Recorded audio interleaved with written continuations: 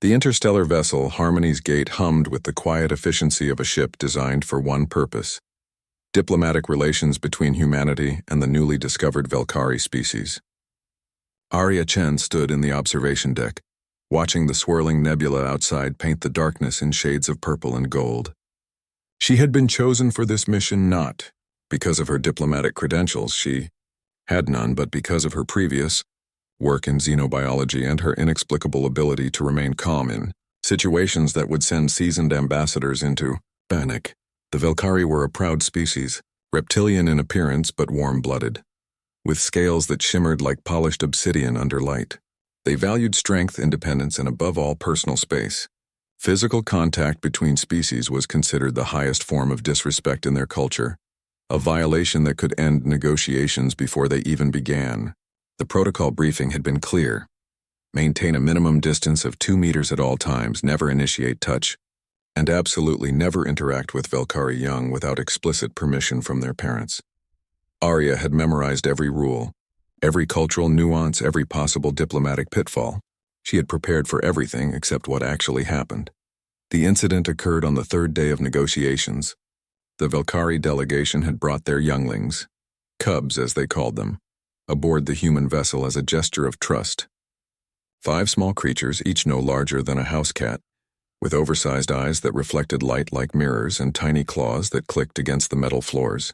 They were curious, energetic, and completely uninterested in diplomatic protocols.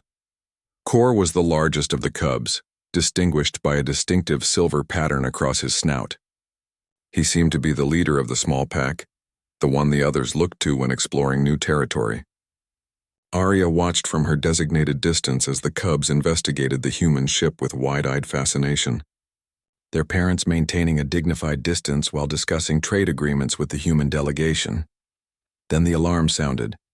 It wasn't a catastrophic failure, just a minor malfunction in one of the secondary systems that caused the lights to flicker and a loud, piercing wail to echo through the corridors. For the adult Velcari, it was merely an annoyance. For the cubs, it was terror incarnate. Arya saw Kor freeze, his scales rippling with distress colors, deep purples and blacks that signaled fear. The other 4 cubs immediately huddled together, their small bodies trembling. The adult Velcari tried to comfort them with low, rumbling calls, but the cubs were beyond reason, their primitive instincts overwhelming their young minds. Protocol stated no physical contact. Arya's orders were explicit, but her instincts, those deeply human instincts that had been honed over millennia of caring for vulnerable young, screamed otherwise. She moved before she could think, dropping to her knees and opening her arms in a universal gesture of safety. "It's okay," she whispered, knowing they probably couldn't understand her words but hoping the tone would translate. "You're safe." Kor was the first to move, launching himself across the 2-meter gap and colliding with Arya's chest with surprising force.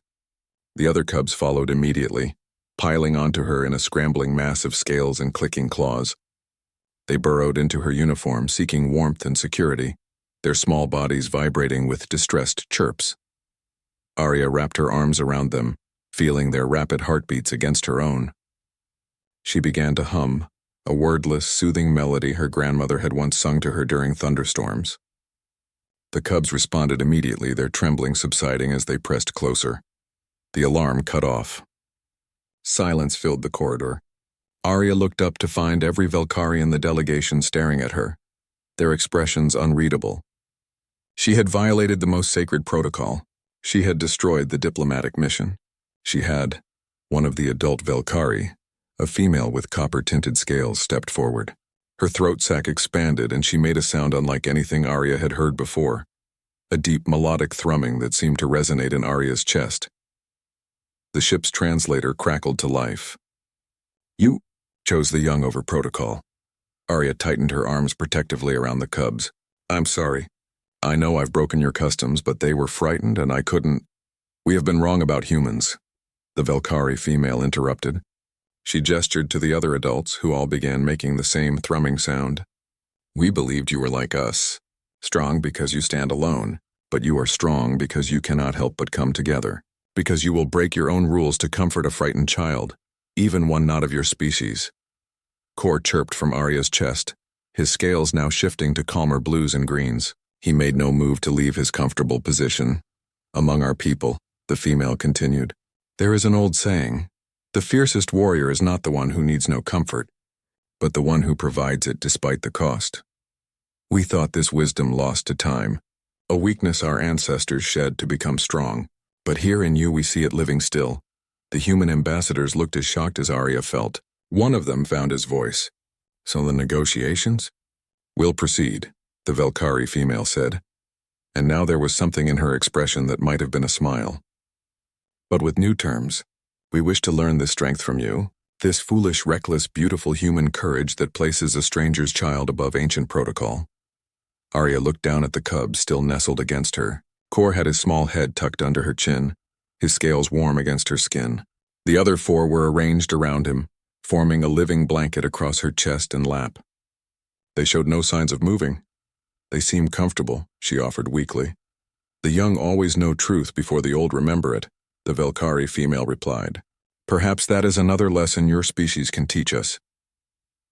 3 hours later, the negotiations concluded with the most comprehensive alliance treaty humanity had signed with any alien species. And through it all, 5 Velcari cubs slept peacefully on Arya Chen's chest, their gentle breathing a quiet revolution against protocol and proof that some instincts, the instinct to protect, to comfort, to care, transcended species, culture, and all the careful rules that beings created to keep themselves apart. Kor purred in his sleep, his silver-marked snout twitching with dreams, utterly unconcerned that he and his friends had just rewritten the future of 2 civilizations. After all, he had found something warm and safe and good, and no protocol in the universe could convince a frightened child to let that go.